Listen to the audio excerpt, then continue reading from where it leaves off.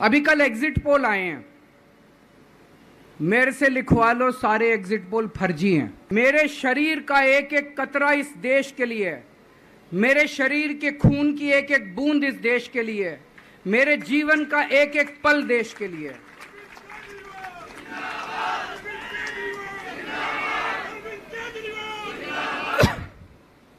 अभी मैं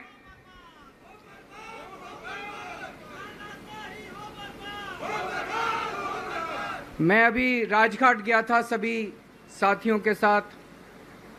महात्मा गांधी की समाधि पे हम लोगों ने श्रद्धांजलि दी।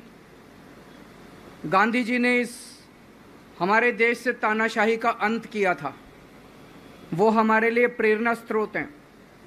उसके बाद हम कनॉट प्लेस गए, हनुमान मंदिर, वहाँ पे हमने हनुमान जी के मंदिर में जाके हनुमान जी का आशीर्वाद लिया।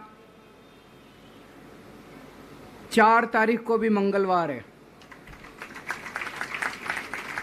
भली करेंगे बजरंग बली, करेंगे कि नहीं करेंगे?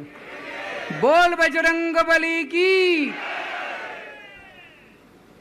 इनका नाश करेंगे, तानाशाहों का नाश करेंगे। अपने को किसी व्यक्ति विशेष से अपनी कोई दुश्मनी नहीं है, अपनी दुश्मनी तानाशाही से है, तानाशाही बर्दाश्त नहीं है अपने को। तो 4 तारीख को भी मंगलवार है और बजरंग बली का मेरे ऊपर, पार्टी के ऊपर बहुत आशीर्वाद है, देश के ऊपर बहुत आशीर्वाद है। मैं प्रार्थना करने गया था बजरंग बली को कि हे बजरंग बली, मेरे देश को बचा लो। अभी कल एग्जिट पोल आए हैं, मेरे से लिखवा लो, सारे एग्जिट पोल फर्जी हैं, बिल्कुल फर्जी हैं। एक एग्जिट पोल वाले ने राजस्थान में टोटल 25 सीट है, उसमें 25 में से 33 दे दिए उन्होंने बीजेपी को। ऊपर से आया होगा भाई बीजेपी को ज्यादा देने हैं, तो उसने कहा मोदी जी क्या याद रखोगे आप भी, आपको 25 में से 33 दे दिए। तो पूरा का पूरा फर्जी है, पूरा एग्जिट पोल फर्जी है। लेकिन असली मुद्दा ये है, इनको गिनती से 3 दिन पहले फर्जी एग्जिट पोल कराने की क्या जरूरत थी, ये समझने वाली बात है। मेरे को भी समझ नहीं आया, कई सारे लोगों की कई सारी बातें चल रही हैं। एक ये चल रहा है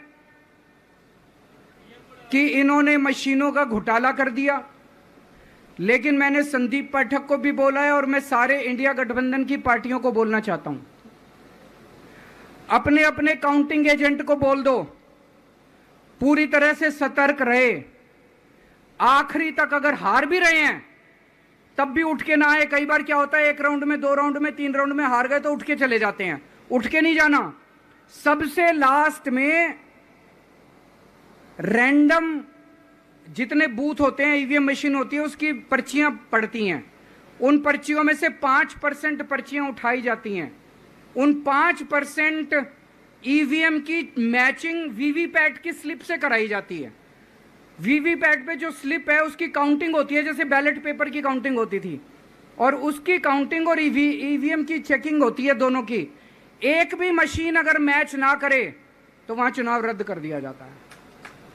तो अगर आपने ये चेकिंग कर ली वहां पे, तो इसका मतलब फिर ईवीएम का घोटाला हम बचा सकते हैं। फिर ईवीएम के घोटाला अगर कर रखा इन्होंने तो हम उसको एक्सपोज कर सकते हैं।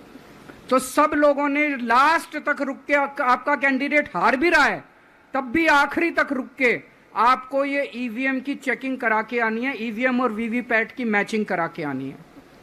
एक थ्योरी ये चल रही है कि इन्होंने इतना ज्यादा सीटें इसलिए दिखाई क्योंकि इनके लोगों ने शेयर मार्केट में इन्वेस्ट कर रखा है, और कल जब शेयर मार्केट खुले तो बम्पर होगा, तो ये अपने शेयर बेच बाच के खुद तो निकल लेंगे। बाकी एक थ्योरी ये चल रही है कि अफसरशाही पे दबाव डालने के लिए अगले 3 दिन में अफसरों से उल्टे सीधे काम कराने के लिए एक माहौल बना दिया गया। भाई आ तो हम ही रहे हैं, तो हमारी बात मानो, उल्टे सीधे काम करो, काउंटिंग में गड़बड़ कराएंगे, सब कुछ करेंगे।